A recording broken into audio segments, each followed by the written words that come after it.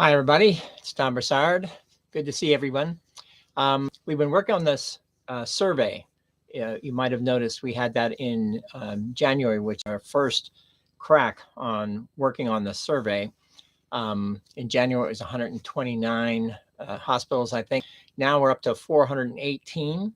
It takes about 15 minutes because the first step is going to each hospital's website to see if they have any information about aphasia, related activities, never mind therapy, in their website at all.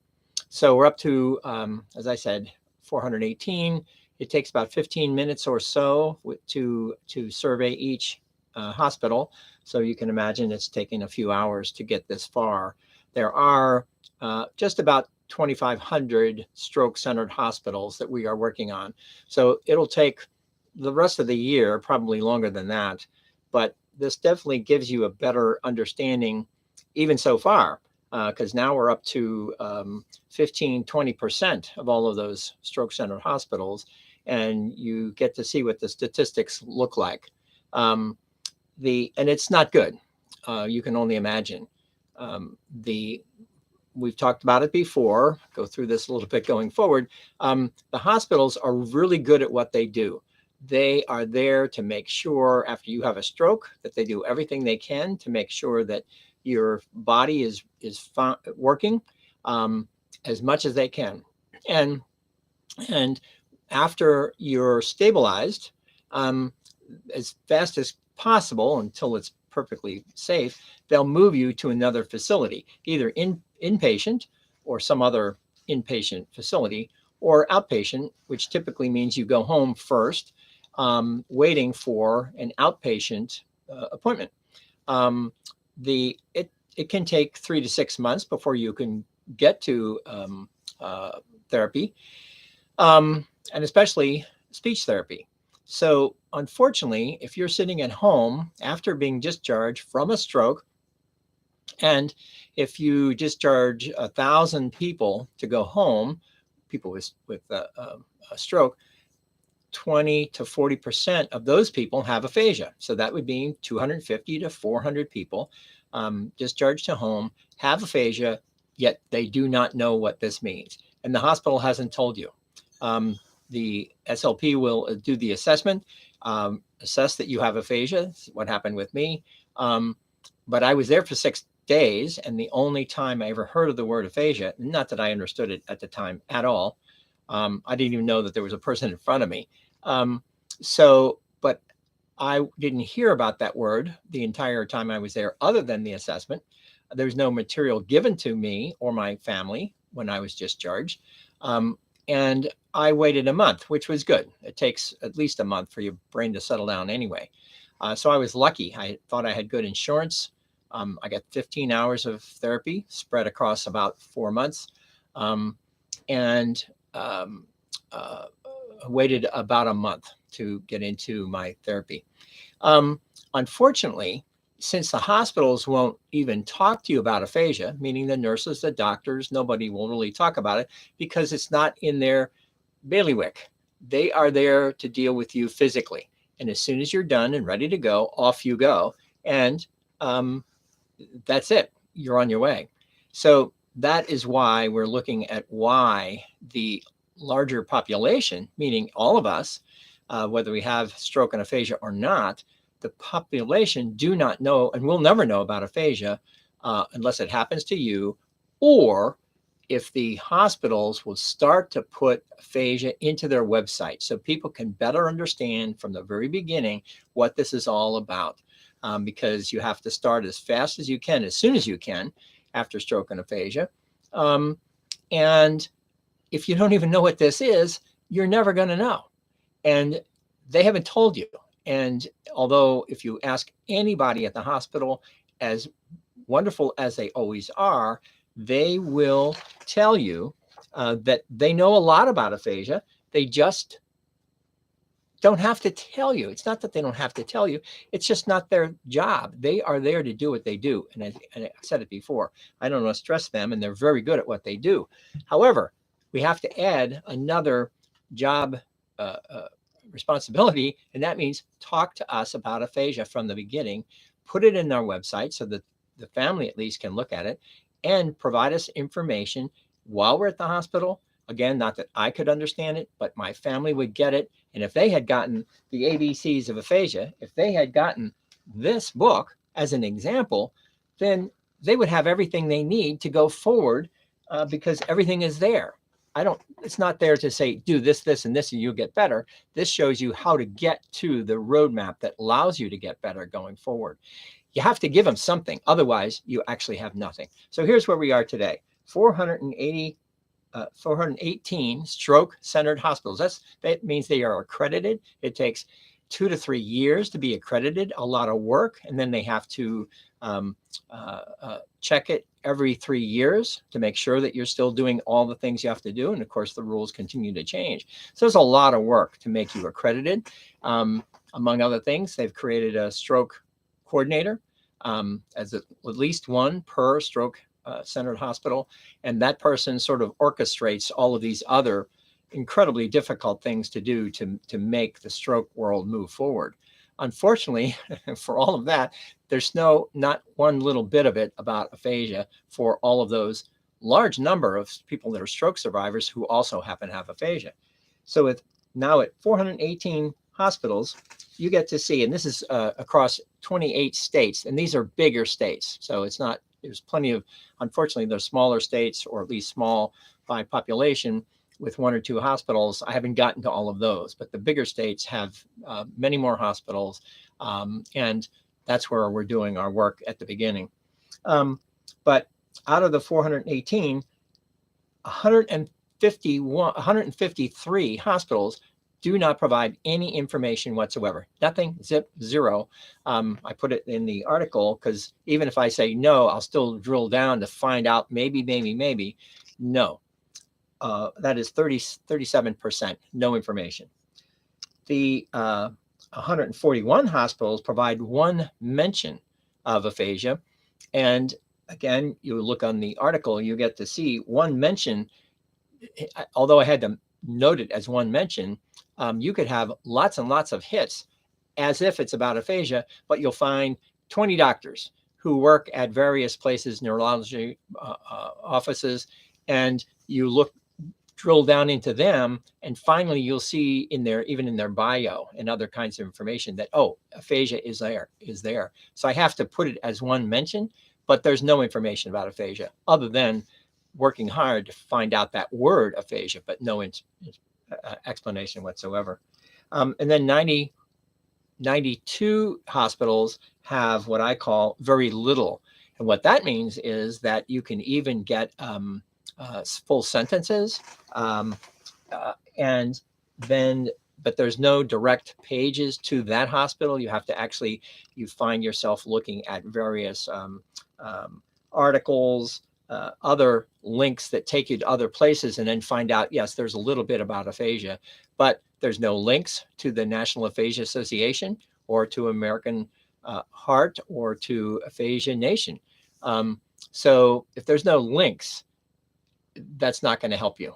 Again, why do you need this kind of information? Because it takes a long time. B, you're home alone for months. Yes, you can go online and find out one thing or another, because there are literally tens of thousands of aphasia related articles and organizations, but you have to start somewhere. And the best thing you can do is start at your own hospital and find out more information. And even if, again, I couldn't communicate, you could at least the family could go back to the SLP and ask that person, can you give me more information? And at least somebody could say, well, how about you looking at these kinds of links? This will help you. And even that would be helpful.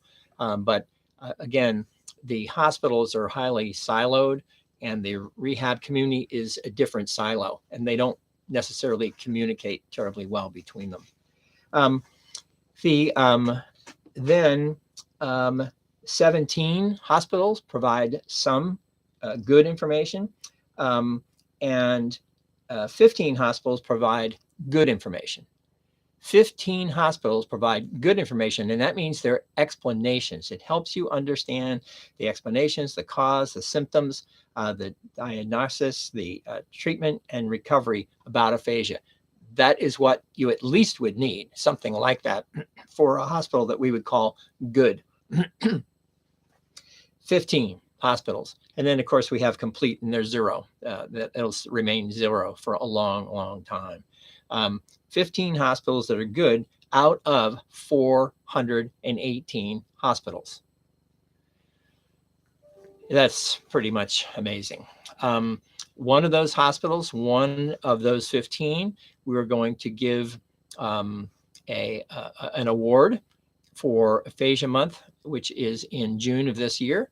We're going to be sending that to the president and a couple of his higher staff with a copy of the ABCs of aphasia and a proclamation that'll go out to the press so that more people can understand what this one particular hospital, and even though I have 15 that are good, only one, and that's this hospital, that is the top of the good. And they need to do a lot more work to come anywhere close to becoming, quote, complete. But we're also asking them how it is that you became that good. There must have been a good reason, and it probably went way back in time. Somebody who had in their family or at the hospital staff had stroke and aphasia and put in this information for years to sort of build it up. So it isn't like just, flipping a switch, although that could help. That could be the beginning if they were to just go get this kind of information and copy and paste it into the hospitals. That would at least be the start. Putting into the website and provide information like the ABCs or any other good information, but it has to be good and it has to be bound. It has to be a piece of thing, because if you don't get something like the ABCs, you get pieces of paper. Well, I left the hospital with pieces of paper, and I found that piece of paper a year later, and it was actually written by the SLP and myself a year later, and see that she wrote by hand aphasia, little diagram. I didn't get the assessment report until by then I was better enough to then ask for the hospital to send my health records. And when I got that, I saw it for the first time a year later.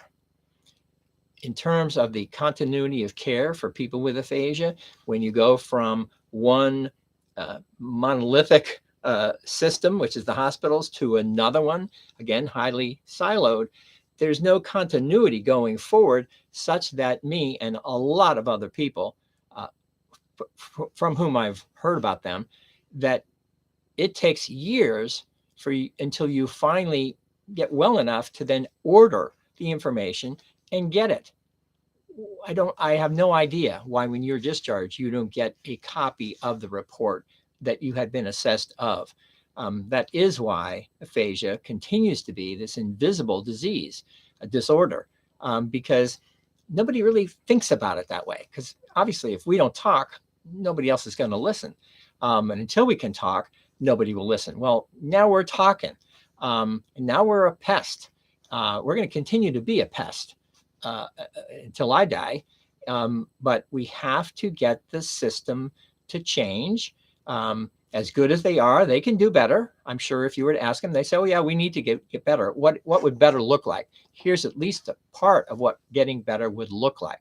You have to provide information about aphasia in their website and provide materials from the beginning to start this incredible marathon going forward, because it's going to take a marathon. This doesn't happen overnight or in a month or even in a year. It takes a long, long, long time. And we do need to use the people that have their capacity, they have their ability. The speech language pathology are very good at what they do. We have to add that to their resume. They have to be working with the hospital to make this work. Stroke coordinators, they are appointed to do this. They have at least quarterly steering committees. The SLP at that hospital should go to those steering committees, learn more about how the system works, and then tell them why that system isn't broken, but it is in trouble if you don't provide this kind of information. And the hospital and the stroke coordinators and all those people at those meetings at that table are in a position to say, oh, you're right. Why don't we? Let's do this. Because It takes a lot of time, but having said that, it doesn't take all that much time to have hospitals say, we can change our website immediately. A lot of the people we've been surveying are in big systems. So you can get easily 10, 20, 30 hospitals within the system. All they have to do is change things on one computer and it goes out to all of them. So all of a sudden in my database, it would go from 15 hospitals to 35 hospitals if you get one system to put in information about aphasia. Of course, provide material. Again, you don't have to create one yourself. You can order it on Amazon, inexpensive, and get that done, and provide some amount of training for the staff so that they realize that now as this person with aphasia, we should talk to them every day and begin to use this new lexicon again that these people would never otherwise have ever heard of. So we do need to build a team. And as much as all of us, people with aphasia, we really need our speech therapist people and our stroke coordinators to really lead this team as much as we are just here in the back pushing from the back of the parade. So that's what we're working on right now. It's going to take me a couple more months before I start another update. I say that because now we're coming up on Stroke Month is in May, Aphasia Month is in June. I'm working on this series of 20-some scientists. You've just seen a couple. Another's coming in next Tuesday. And then now twice a month, we'll be talking about these scientists. So again, people get to understand this very difficult thing about aphasia and going back to the headwaters of all of this. How does the brain really work and how does language happen in the beginning? And then how does it get better when it's been damaged from a stroke? So that's what we're working on. And I need to help get this team to come to realize that this is incredibly needed if we are going to make aphasia awareness in any way worldwide understood, any way at all.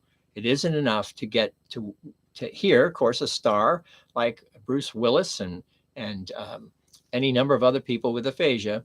That isn't enough. It is not enough. A lot of people need to know an awful lot more from the beginning and their family. So our particular journey, and it's going to take us a long time, but I appreciate everybody tuning in for the video, and I'll look forward to seeing you next Tuesday. All right. Have a good day. Have a good week, and see you soon. Take care. Bye-bye.